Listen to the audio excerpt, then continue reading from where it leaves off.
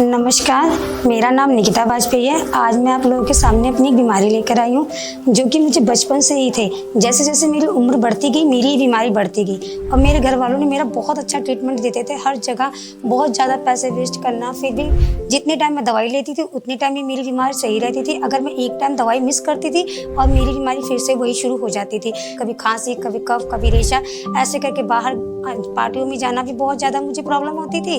और घर वालों ने शादी कर दी, सोचे शादी के बाद सोचे कि ससुराल वालों ने ट्रीटमेंट करवाया, वहाँ भी आराम नहीं। हस्बैंड बाहर ले जाने में शर्म आते थे कि जब देखो उसको खांसी, कफ, कहाँ मैं इसको लेकर जाऊँ, कैसे क्या करूँ। आई डोंट नो, मैं परेशान हो गई थी इन चीज़ों से। फिर मेरी फ्रेंड ने मुझे बताया कि एक डॉक्टर शारदा आयुर्वेदा है, एक बार तुम अपना ट्रीटमेंट उनसे करवा कर देखो। मैं उनके पास अपनी रिपोर्टें लेके गई। उन्होंने मेरा फिर से सारा टेस्ट करवाया। टेस्ट करवाने के बाद में उन्होंने कहा मुझे कुछ चीज़ों की परहेज रखने के लिए। मैंने कहा कोई बात नहीं मैम, मैं करूँगी।